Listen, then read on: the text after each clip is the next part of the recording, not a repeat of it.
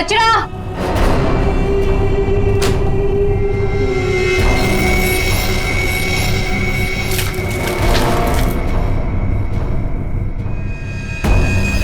इसको सही जगह फेंकना और संभाल के देना, कोई देखे नहीं। आप चिंता मत कीजिए, मैं सब संभालूंगी।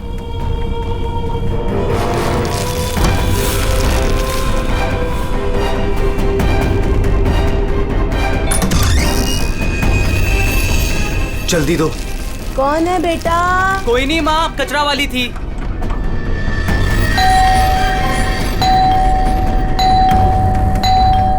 अरे कौन है? कचरा। अरे आ रही हूँ। क्या बैग खराब कर देगी? है? तू कौन है? मैडम, मैं ना नई सफाई वाली है। वो क्या है ना, सविता गांव गई है तो उसकी जगह मेरे को रखा है यहाँ पे। ये सेक्रेटरी भी ना इन्फॉर्म ही नहीं करता है और किसी को भी रख देता है काम पे। क्या मैडम, सुबह सुबह चिलम चिली करने का। लाओ, वैसे भी मेरे को 10 और घरों में जाना है। लाओ जल्दी दो। है तेवर तो देखो, जैसे ऑफिस ही जाना है तुझे। चल जा, नहीं देते डब्बा। हाँ हाँ तो मत दे। वैसे भी तेरे कचरे से कितनी बदबू आ रही है। अच्छा, परफ्यूम मार के दूं कचरा तुझे? अरे तो मैं मरी नहीं चाह रही हूँ लेने के लिए। बात तो ऐसे करी है जैसे लगता है कचरा नहीं सोना मांग लिया हो। एक मिनट, कहीं आप वही झगड़ालू औरत तो नहीं जो घड़ी घड़ी सबसे झगड़ा करते फिरते रहती है? हाँ, अरे बहुत किसे सुने हैं आपके बारे में। हाँ ए लड़की, मुझसे सवाल चला रही है तू? हाँ? औकात क्या है तेरी? क्या हुआ? सुबह सुबह ये चिल्लम चिल्ली क्या चल रही है? देखो ना मैडम, मैं ना नई सफाई वाली कचरा लेने के लिए आई थी। वो सविता ना गाँव गई है, उसकी जगह मेरे को रखा है यहाँ पर। मैडम से कचरा क्या मांग लिया? ऐसा लग रहा है कि इसका कचरा बेच करके कोई सोने का महल बना लेगी मैं। बाबा रे बाबा, कितना झगड़ा करती है ये। ओह, तो इसमें कौन सी नई बात है? सबके साथ झगड़ा करना इनकी पुरानी आदत है। आ गई होशियारी झाड़ने। ए सुन, हमारे फटे में टाउन मत अड़ा। Mind your own business. चल, देख रहे हो ना कैसे झगड़ा कर रही है ये। वाह वाह, बड़ी आई। Mind your own business. पहले अपने माइंड का इलाज कराओ। सबके नाक में दम करके रखा है अपने रोज के झगड़ों की वजह से। भाभी जी please, I am sorry, I am really sorry. आप अंदर जाइए। शोभा, अंदर जाओ।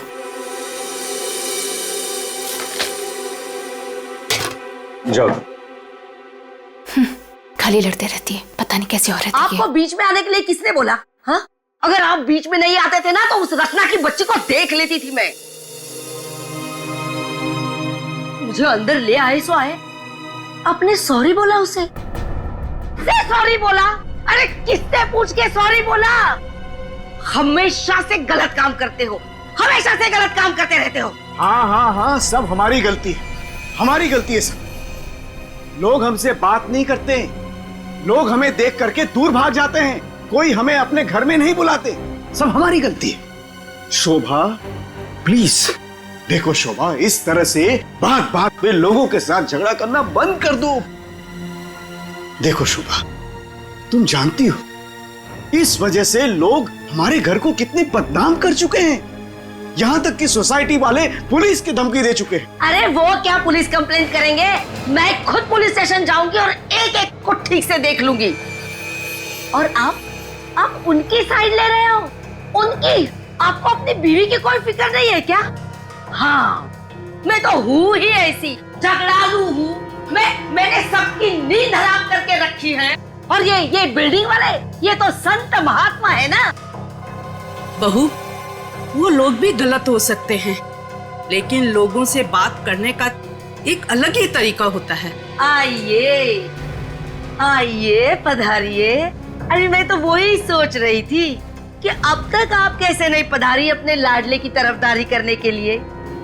देखिए माँ जी, एक तो वैसे भी इन्होंने आपको मेरे मत्थे मड़ा है, वो भी मुझसे पूछे बिना। मेहमान बनकर आई हो तो मेहमान बनकर रहो घर में। शोभा, माँ से इस तरह से बात नहीं किया करते। तो आप कहो ना अपनी माँ से कि मुझसे बात ही ना करे। अरे पूरा दिन इनकी सेवा करती रहती हूँ, फिर भी ये सब सुनना पड़ता है। बस मॉम बस, सुबह सुबह दिमाग खराब करके रख दिया है। और अब दादी और डैड से कैसे बात कर रहे हो? क्या ये घर दादी का नहीं है? चुप कर, बदतमीज लड़की। बड़ों के बीच में बात करने से अच्छा है कि तुम अपनी पढ़ाई करो। पर तुम कहाँ पढ़ाई करती हो? पूरा दिन इस मोबाइल और लैपटॉप में घुसी रहती हो। ये किसकी फोटो है? कौन है ये लड़का? तेरा बॉयफ्रेंड तो नहीं है? मॉम, जैसे अभी आपने बताया ना कि मैं आपके मामले में इंटरफेयर ना करूं, वैसे आप मेरे मामले में इंटरफेयर ना करें तो अच्छा होगा। बदतमीज लड़की, मुझसे जबान लड़ा रही है तू? बड़ों से बात करने का तमीज नहीं है तुझे? अगर मुझसे जबान लड़ाई ना तो याद रखना। हाँ, क्या कर लोगे आप? हाँ, क्या कर लोगे? जैसे भैया को इस घर से निकाल दिया, वैसे मुझे भी निकाल दोगे? हाँ काव्या! मॉम, शोभा, बस बहुत हो गया। ऐसे किसी जवान लड़की से बर्ताव नहीं किया जाता। माँ, तुम्हें मंदिर जाने में देर हो रहा है ना? तो चलो मैं तुम्हें मंदिर छोड़ देता हूँ। काव्या, तुम्हें कॉलेज जाना है ना? चलो मैं तुम्हें ड्रॉप करता हूँ। चलो जल्दी चलो। तुझे तो मैं देख ही लूंगी। बहुत बदतमीज होने लगी है आजकल।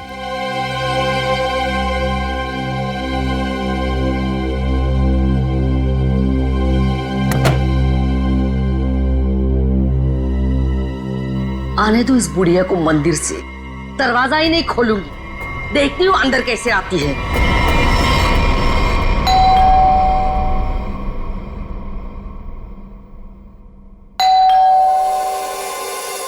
शोभा, दरवाजा क्यों नहीं खोल रही हो?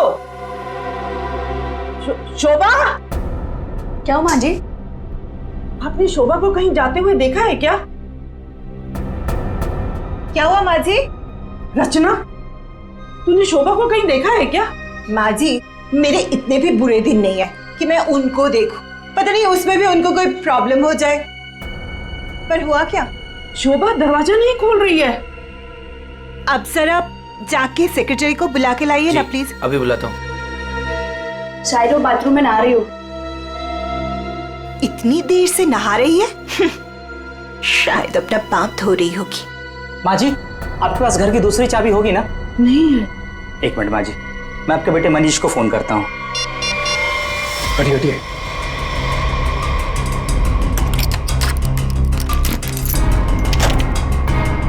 माँ, दरवाजा अंदर से बंद है। अंदर से कैसे बंद है? सर, घाव काफी गहरा है, लगता है किसी भारी चीज से वार किया गया है। कोई एक्सीडेंट? इनका पैर फिसला और किसी चीज से टकरा के गिर गई। हाँ, एक्सीडेंट हो सकता है। एक काम करो, घर में जितना सारा फर्नीचर है चेक करो, उसके कॉर्नर चेक करो फर्नीचर के, और फिर देखो कहीं पर नुकीली चीज है क्या, शायद उससे टकराई हो। सर।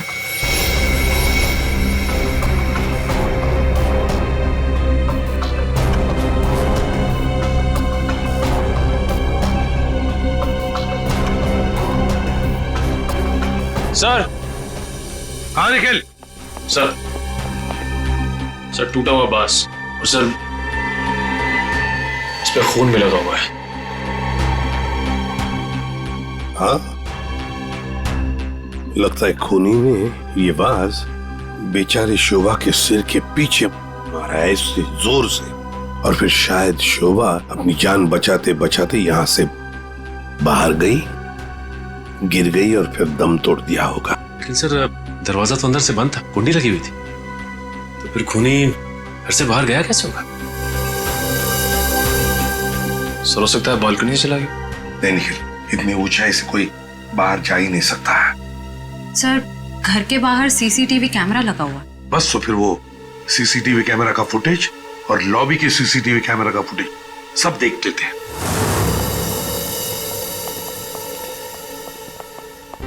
मनीष जी, आज सुबह आप, आपकी माँ और बेटी काव्या जब घर से बाहर गई तब शोभा जिंदा थी, है ना? जी सर। मतलब शोभा जी का कत्ल हुआ सुबह 10:30 बजे के बाद में ही। पर काव्या, तुम 11 बजे कॉलेज से वापस क्यों आ गई थी? देखो, चुप रहने का कोई फायदा नहीं है। हमने लॉबी के सीसीटीवी फुटेज में देख लिया है, तुम ठीक 11 बजे बिल्डिंग में अंदर आई थी। काव्या, तुम कॉलेज नहीं गई? वो मेरा फ्रेंड अश्मित हमारी विंग में रहता है, मैं उसी से मिलने वापस आई थी। अपने बॉयफ्रेंड से मिलने गई उसी वक्त जिस वक्त अपनी माँ का कत्ल हुआ।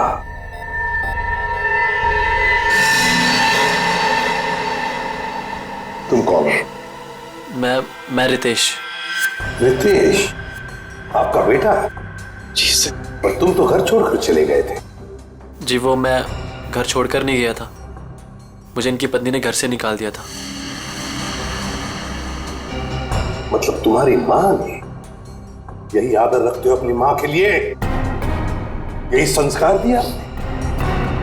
जब तुम यहाँ रहते नहीं थे तो किस लिए आए थे यहाँ पर? जी वो मैं किशोर से मिलने आया था। सर, अगर आपने सीसीटीवी फुटेज देखा होगा तो आपने देखा होगा कि मैं अपने डॉग को बाहर घुमाने लेके गया था। क्या बात है किशोर, जब ये रितेश तुम्हारे घर पे तुमसे मिलने आया तो तुम अपने घर से बाहर कुत्ता घुमाने निकल गए? हाँ?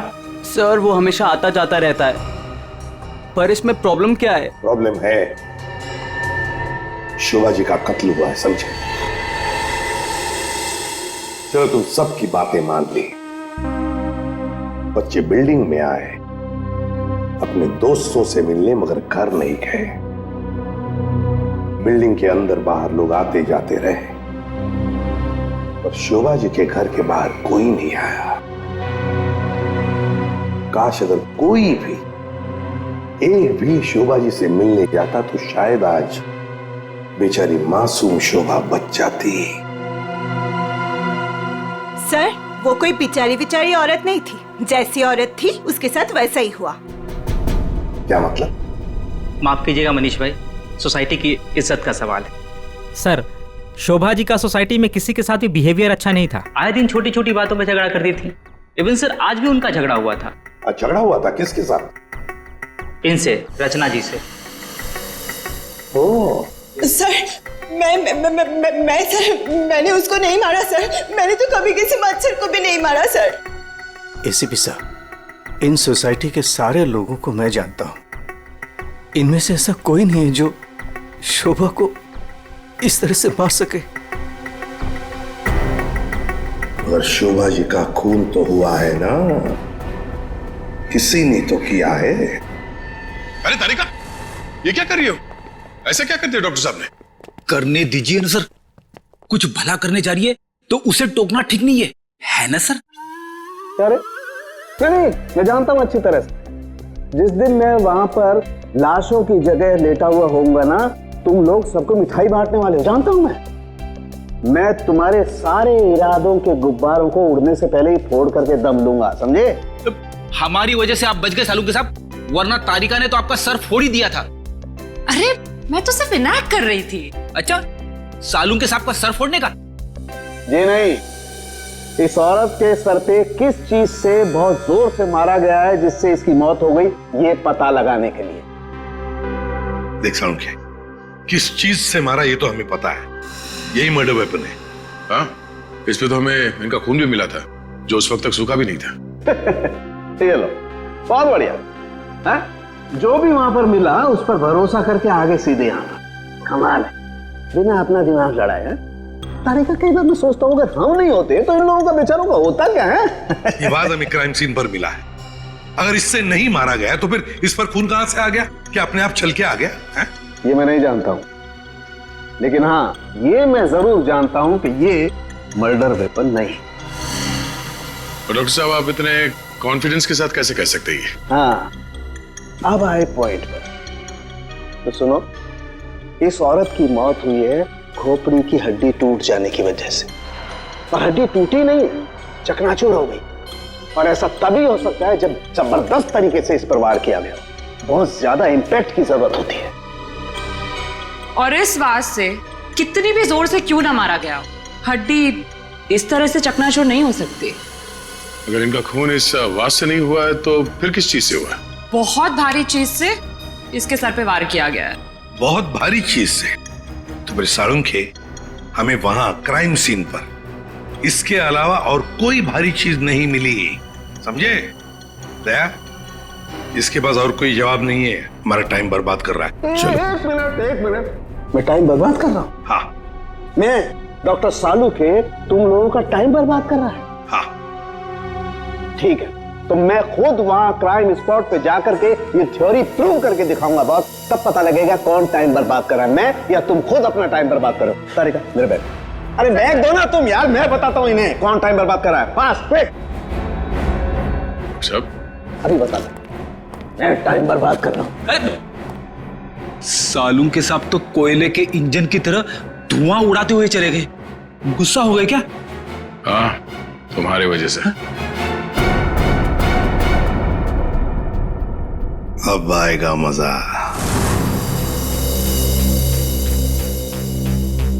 सब कुछ ढूंढ लिया, आप क्या ढूंढेंगे? अपना सर ढूंढो।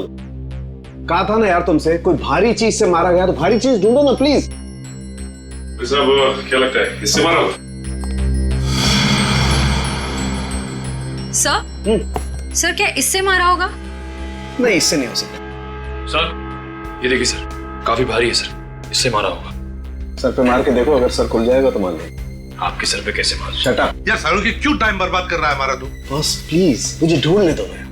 एक काम करो, आप लोग बैठो, मैं जरा ढूंढता हूँ प्लीज।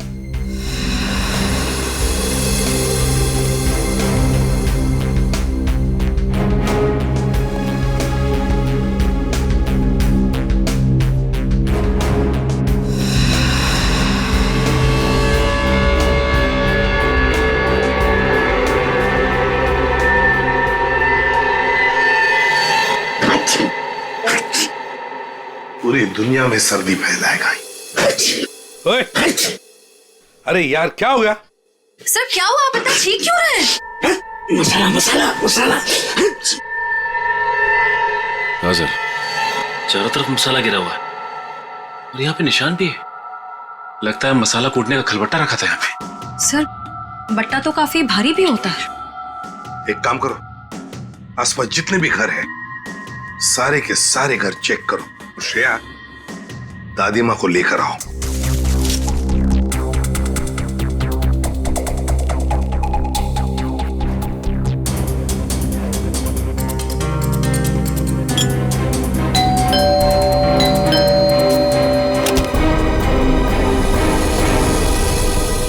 आप लोग? हमें आपके घर की तलाशी लेनी है। लेकिन खून तो वहां हुआ है, आपको यहाँ क्या मिलेगा? देखिए, आपकी बिल्डिंग में खून हुआ है। क्या आप चाहती हैं कि एक और खून हो जाए? प्लीज हमें अपना काम करने दीजिए। ओके, आइए।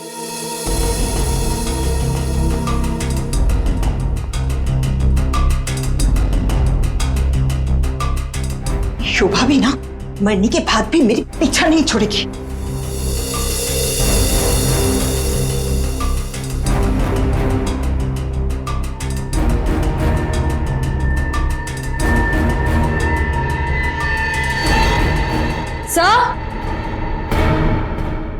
श्रेया, सर ये देखिए। सर ये तो हमारी है। नहीं नहीं, ये तो हमारा है। आंटी जी को कोई गलतफहमी हो रहा है। सर इसके नीचे शोभा का नाम लिखा हुआ है। शोभा? तो क्या आपने इन्हें ये दिया था?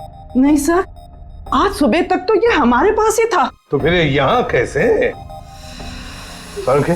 जरा चेक कर लिया।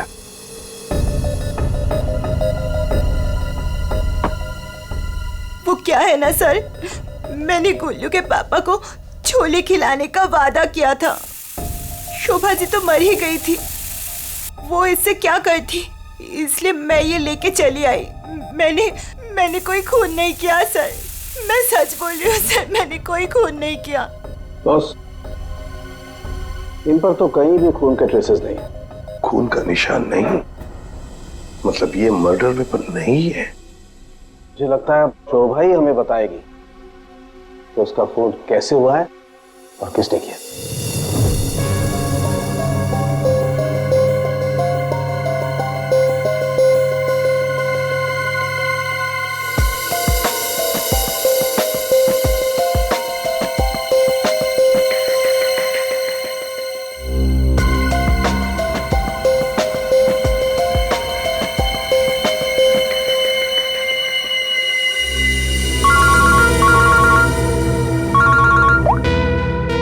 आसान के बोल।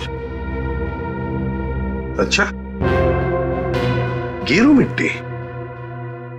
अच्छा ठीक है सचिन, मर्डर वेपन का पता चल गया है। पर वो क्या है सर? गमला। गमला? हाँ गमला। साळुंखे को शोभा के कान में गेरू मिट्टी के कुछ अंश मिले। गेरू मिट्टी जो गमले में इस्तेमाल होती है। सर हमें शोभा के घर में एक भी फ्लावर पॉट नहीं मिला है। देखते हैं।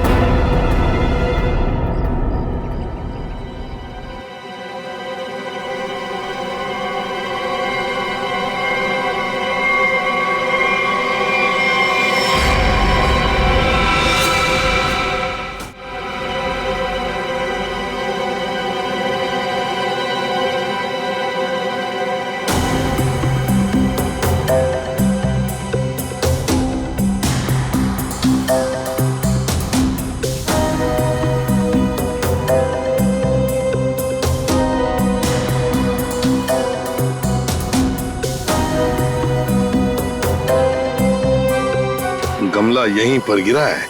पर सर गमला गया कहाँ?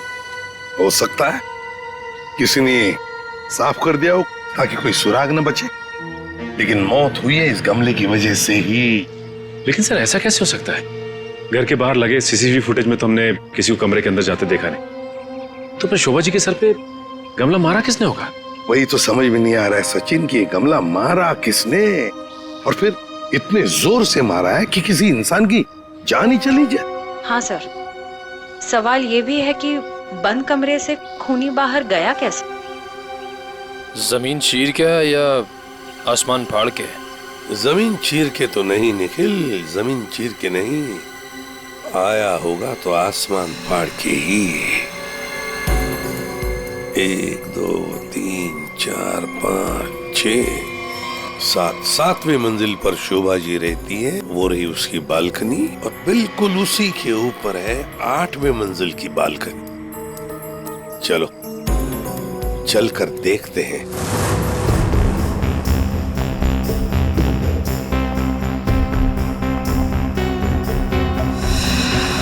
सर? श्रेया, सर ये देखिए, स्टैंड जैसा कुछ है। स्टैंड जैसा तो है।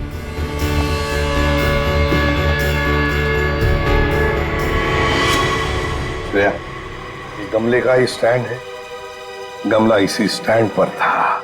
ये देखो, यहाँ से गमला यूं धक्का मार के नीचे फेंका गया। ये फ्लैट किसका है? सर किसी NRI का है, और बिल्डिंग का सेक्रेटरी होने के नाते इसकी चाबी सिर्फ मेरे पास ही रहती है सर। क्या हाल फिलहाल में यहाँ पर कोई आया था? मुझे नहीं पता। तुम्हें पता नहीं? तो फिर इसका एक ही मतलब हो सकता है कि जबकि इस फ्लैट की चाबी सिर्फ तुम्हारे पास ही है, तो इस फ्लैट में भी सिर्फ तुम ही आए होंगे। ये क्या कह रहे हैं सर? मेरे कहने का मतलब है कि फ्लैट की चाबी उन्होंने मुझे दी थी। क्या है सर कि सारे एम्प्टी फ्लैट की चाबी ऑफिस के ड्रॉअर में होती है। एजेंट लोग सर कभी भी आते जाते रहते हैं, तो सर मैं 24 घंटे उनके लिए घर पे थोड़ी ना रहूंगा सर। ये खाली फ्लैट्स की चाबियां ऑफिस में रहती है, ये बात सबको पता है? हाँ, हमारे सारे रेजिडेंट्स और सारे कमिटी मेंबर्स को ये बात पता है। हमारे अलावा कोई भी कभी भी ऑफिस जाकर चाबी ले सकता है। वाह, देखा कितने अच्छे सेक्रेटरी है ये सोसाइटी के, जबकि सारी जिम्मेदारी तुम्हारे ऊपर है। फ्लैट के अंदर कोई भी घुस सकता है, कुछ भी कर सकता है। यहाँ तो एक खून हुआ है, खून, समझे? और ये जिम्मेदारी सिर्फ तुम्हारी है। सर खून तो शोभा जी के फ्लैट में हुआ है सर, इससे इस फ्लैट का क्या कनेक्शन हो सकता है सर? जाइए आप, जाइए नीचे और सबको इकट्ठा कीजिए, सारे रेसिडेंट्स को कंपाउंड में। जाइए जल्दी। जी सचिन, ये देखो, हम हैं 8वीं मंजिल की बालकनी पर और शोभा जी रहती थी 7वीं मंजिल पे। जब शोभा जी वहां अपनी बालकनी से बाहर झुकी होगी किसी काम की वजह से, तब 8वीं मंजिल के मतलब यहां से वो गमला शोभा जी के सिर पर मारा गया, ठाम करके ऐसे।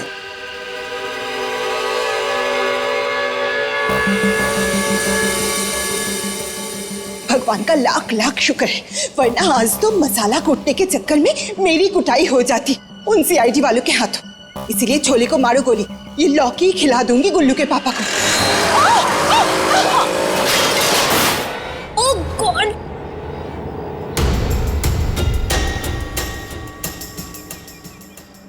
ये क्या किया? आज तो शायद लौकी भी नसीब में नहीं है। एक्सक्यूज मी, हाँ गलती आपकी है। एक तो आप मेरे बीचों बीच आ गई, उल्टा आप मुझे सुना रही हैं।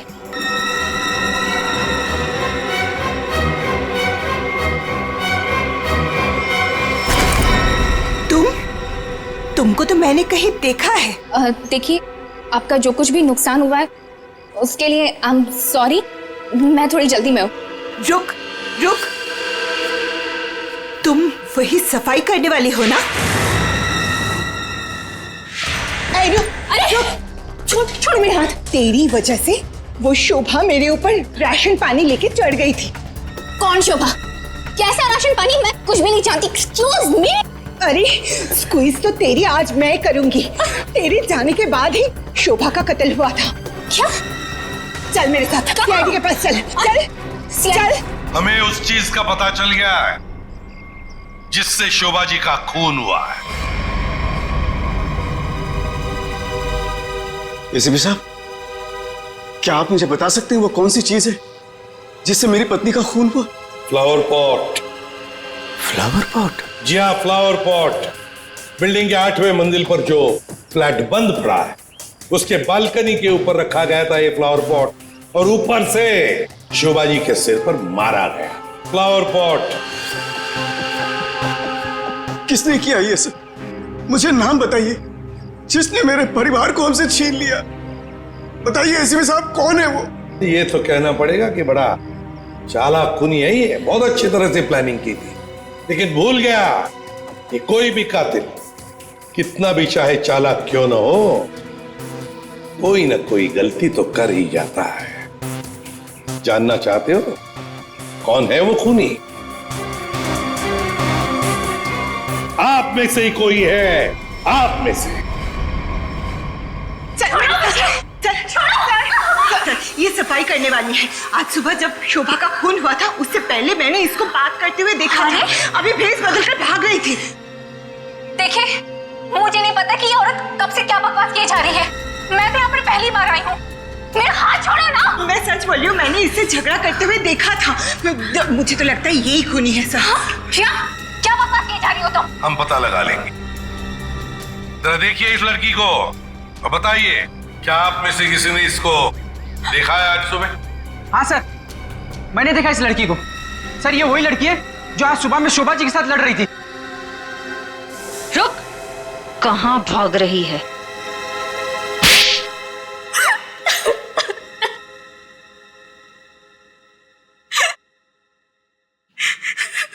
ये सब रोना धोना बंद करो और बताओ कौन कौन है इसके पीछे। तुम्हारे अकेली का काम नहीं है ये। बताओ जल्दी, कौन कौन मिला हुआ है तुम्हारे साथ इस काम में? हाँ? क्यों खून किया शोभा का? खून? नहीं सर, मैंने कोई खून नहीं किया। मुझे कुछ नहीं पता, मैं सच कह रही हूँ। जमाना बड़ा बदल गया है सर। इतनी महंगी घड़ी और ब्रांडेड चप्पलें पहन के घूम रही है। यहां तो सीआईडी में ईमानदारी से काम करने के बाद पिछले 5 साल में ये वाले जूते पहन पाया हूं मैं। हाँ, सच कह रहे हो फ्रेडी। लेकिन ये है ना, मुखौटा पहनी है सफाई कामगार का, है तो कोई और ही। पूर्वी, ऐसे नहीं बताइए। हाँ, बोल नहीं। प्लीज मैम, मुझे मत मारिए। मैं बताती हूँ, मैं सब सच बताती हूँ। दरअसल मेरे पास एक फोन कॉल आया था। कौन लोग थे मुझे नहीं पता, लेकिन वो लोग शोभा से बदला लेना चाहते थे। बदला कैसे लेना है वो सारे इंस्ट्रक्शन मुझे फोन पर बता दिए गए थे। मैंने बस उसे फॉलो किया था और कुछ नहीं किया था, खून नहीं किया था सर। एक अनजान आदमी ने तुम्हें फोन कॉल किया और तुम उसकी मदद करने के लिए तैयार हो गई? हाँ सर। ऐसी क्या दुश्मनी थी तुम्हारी शोभा से? सर, शोभा अच्छी औरत नहीं थी। वो बहुत ही घमंडी और झगड़ारू किस्म की औरत थी। समय एक स्टोर में सेल्स गर्ल का काम किया करती थी। मेरे स्टोर में आई वो एक दिन, नेल पेंट दिखाने के लिए कहा।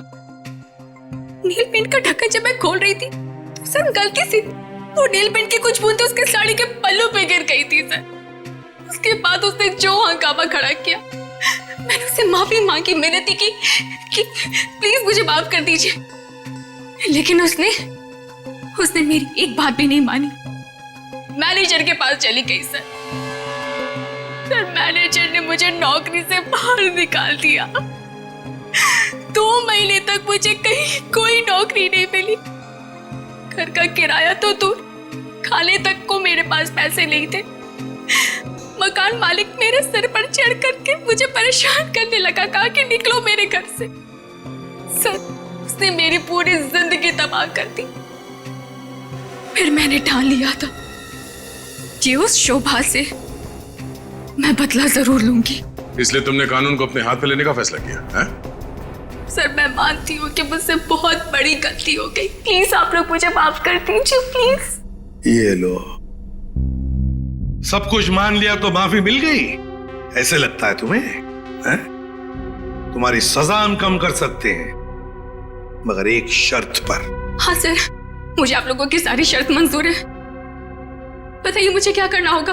तो ये बताओ कि फोन पे एग्जैक्टली क्या इंस्ट्रक्शन दिए गए थे तुम्हें? मुझे बस वो फ्लावर पॉट गिरने के बाद उसे साफ करने के लिए कहा गया था। वो फ्लावर पॉट जैसे बालकनी से शोभा के सर से टकराकर नीचे गिरा तो मेरे पास उसे झट से साफ करके वहां से मैं निकल गई। बस यही किया था मैंने। वो फ्लावर पॉट किसने फेंका था? Flower pot? नहीं, किसी ने फेंका नहीं था। किसी ने नहीं फेंका? ये कैसे हो सकता है? कोई तो ऊपर था फेंकने वाला। नहीं सर, मैं सच कह रही हूँ, वहां पर कोई नहीं था। वो फ्लावर पॉट अपने आप गिरा था। कौन था ऊपर? यकीन कीजिए, मैं क्यों झूठ बोलूंगी आप लोगों से।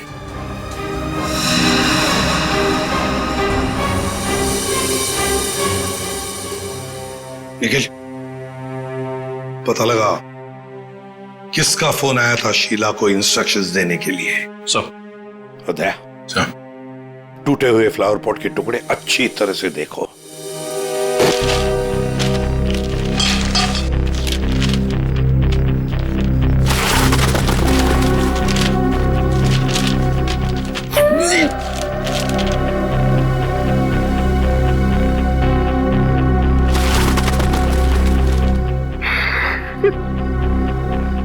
सीआईडी पे इतने साल काम करके यही इज्जत मिली। क्या हुआ पंकज सर? कोई इज्जत चाहिए आपको? नहीं, वो सर, इसमें सिर्फ सड़ा हुआ कचरा है सर, और कुछ भी नहीं है सर। यहाँ पे थोड़ी देर और खड़ा रहा ना तो मैं बदबू के मारे शहीद हो जाऊंगा सर। कुछ नहीं होगा तुम्हें, काम पे ध्यान दो।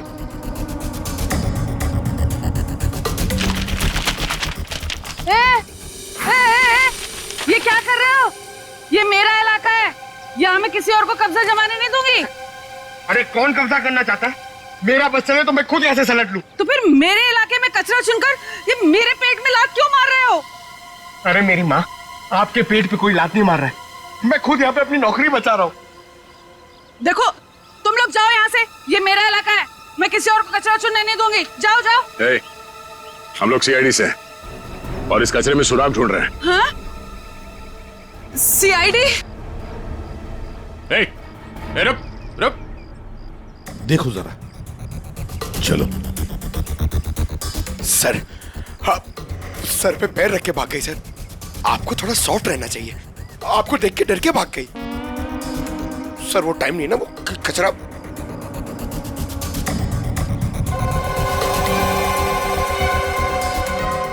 सर, हाँ?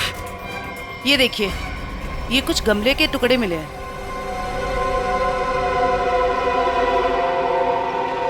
अच्छा, खून लगा हुआ है। हाँ दया, लगता है ये वही फ्लावर प्लॉट है जिससे खून हुआ है। अब ये खून शोभा का है या नहीं, ये तो फोरेंसिक लैब से ही पता चल जाएगा। लेकिन और भी तो कुछ होना चाहिए यहाँ पर, और कुछ होना चाहिए। देखो जरा, अच्छी तरह से देखो दोबारा। सर बाकी तो हमने हर जगह देख लिया सर, और ऐसा कुछ मिला नहीं जो। देखो तो सही। यहाँ मैंने कुछ नहीं किया साहब, मैं निर्दोष हूँ साहब, मैं निर्दोष हूँ। कुछ नहीं किया तो हमें देख के भागी क्यों?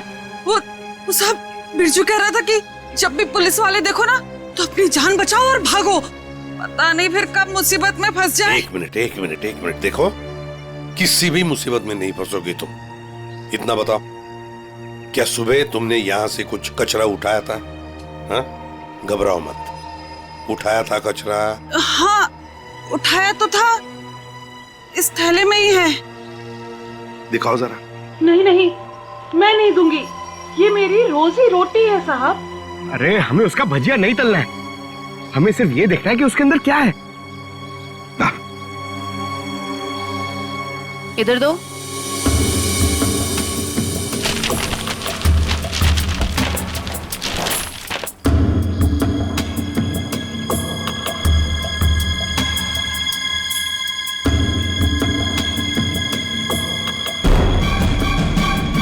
खिलौने का बॉक्स है सर, एड्रेस भी लिखा हुआ है।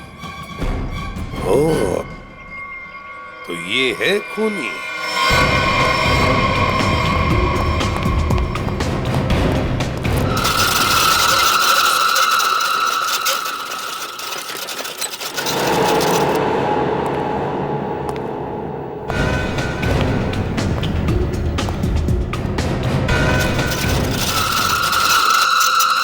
कौन है?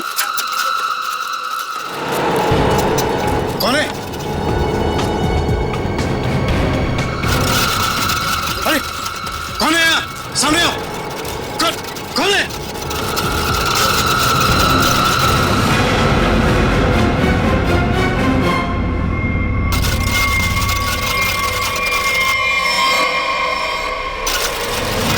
मनीष बाबू,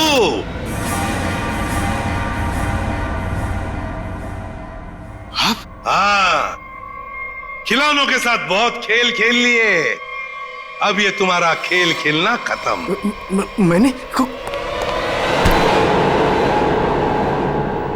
आगे रास्ता बंद है। मैंने कुछ नहीं किया। अब ये बता, शोभा को क्यों मारा तुमने? मैंने नहीं मारा, मैंने नहीं मारा।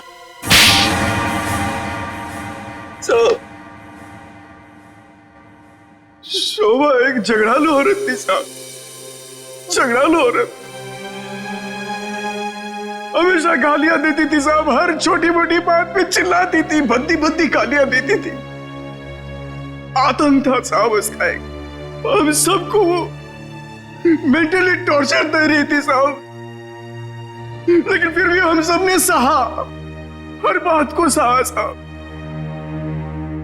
जब तक ये बात घर के चार दीवारी तक थी तब तक तो ठीक था, लेकिन धीरे धीरे ये बात साहब घर के चार दीवारी से बाहर निकल के मोहल्ले तक फैल गया। आए दिन लोग पड़ोसी हमारे पास आते थे कंप्लेन लेकर के, शोभा ने किसी का झगड़ा किया, मारपीट किया। तंग आ चुके थे साहब, हम लोग तंग आ चुके थे। फिर भी हमने शोभा को समझाने की कोशिश की, मगर वो नहीं समझती थी, नहीं समझती थी साहब। हमने तो थक के छोड़ दिया था ये सोचना कि उसे समझाना रोकना हमारे लिए मुमकिन ही नहीं है साहब। बस सिर्फ इसी वजह से तुम लोगों ने उसकी जान ले ली? तो और क्या करता, और क्या करता साहब, बताइए आप मुझे। सोसाइटी वालों ने उसे तंग आकर के हमें नोटिस दिया घर खाली करने के लिए। अगर हम घर खाली नहीं करते इस सूरत में वो हमें पुलिस की धमकी दी। अगर ऐसा था तो डिवोर्स दे देते उसे मारने की क्या जरूरत थी? उसकी भी कोशिश की थी साहब, मैंने, मगर उसने मुझे धमकी दी थी कि अगर मैंने उसे डिवोर्स दिया तो वो मुझे कोर्ट में घसीट के ले जाएगी। मेरे ऊपर डोमेस्टिक वायलेंस का इल्जाम लगाकर वो मेरे ऊपर केस करने वाली थी साहब। मैं मजबूर था, कुछ नहीं कर पाया साहब। रितेश, शोभा तो तुम्हारी माँ थी ना? सर, माँ का प्यार इस दुनिया में सबसे बड़ा प्यार होता है सर, पर वो तो सिर्फ अपने आप से प्यार करती थी सर। उसकी जरूरतें, उसका घमंड सिर्फ उसके लिए ही था सर। इस वजह से जब उसे मेरे और मेरी गर्लफ्रेंड वानी के बारे में पता चला तो उसने इंसल्ट करके मुझे घर से बाहर निकाल दिया सर। और इसलिए जिस माँ ने तुम्हें जन्म दिया उसे ही मौत की नींद सुला दी तुमने, सिर्फ अपने खुशियों के लिए। हा? एक दिन रितेश मेरे पास आया एक सुझाव लेकर। उसने कहा कि पापा, अगर हमारी जिंदगी में शांति और चैन चाहिए तो शोभा की जिंदगी खत्म करनी होगी। और इसके लिए तुमने अपने पड़ोसी किशोर और नवीन की मदद ली, जो शोभा के दुश्मन थे उसके बर्ताव की वजह से। हाँ, सिर्फ इनको ही नहीं दया, इन्होंने बाकी सारे लोगों से भी कांटेक्ट किया जिनका कोई ना कोई झगड़ा था शोभा के साथ। उन सबको अपने प्लान में शामिल कर लिया, शोभा को मारने के प्लान में। शीला के बारे में तुम्हें कैसे पता चला? काव्या ने मुझे बताया उस दिन शीला और शोभा के झगड़े के बारे में, क्योंकि काव्या शोभा के साथ ही स्टोर में गई थी। तो तुम्हारे इस प्लान को अंजाम देने के लिए कोई बाहर वाला चाहिए था, और ये शीला इस काम के लिए एकदम परफेक्ट थी, और इसे शोभा से बदला लेना था, इसलिए ये भी मान गई। हैं? वैसे सारी प्लानिंग की कैसे तुम लोगों ने, बताओ जरा। नवीन ने ऑनलाइन पर ट्रॉली बुक की थी। डिलीवरी होने के बाद वो ट्रॉली और रिमोट वाणी को दिया था। वाणी पेशे से इंजीनियर है साहब। वो ट्रॉली और गमले को किस तरह से रखना है इसकी प्लानिंग उसी ने की थी, और फिर वो ट्रॉली और रिमोट लाके किशोर को दे दिया, और फिर काव्या और रितेश ने मिलकर वो गमले और ट्रॉली को ऊपर बैल्कनी में सेट कर दिया। तुम्हें कैसे पता चला कि ये शोभा बालकनी में किस वक्त आने वाली, कितने बजे? साहब, हर रोज सुबह 10 बजे एक भाजी वाला ठेला लेकर के हमारे बिल्डिंग के नीचे आता है, और शोभा उस पर बैल्कनी में खड़े होकर के खड़ी खोटी सुनाती थी साहब, चिल्लाती थी, झगड़ती थी उससे। बस मुझे उसी मौके का इंतजार था।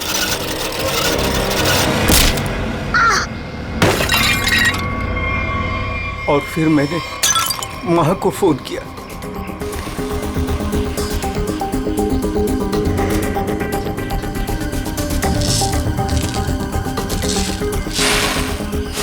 कभी एक बार भी नहीं सोचा कि शोभा के ऐसे स्वभाव के पीछे कोई वजह हो, कोई कारण हो सकता है उसे कोई दिमागी बीमारी हो जिसका इलाज हो सके? नहीं सोचा। तुम सब ने सिर्फ अपने ही बारे में सोचा, तंग आ गए उसके स्वभाव से, इलाज नहीं किया उसका, बस जान ले ली उसकी। कानून तुम सबको कड़ी से कड़ी सजा देगा।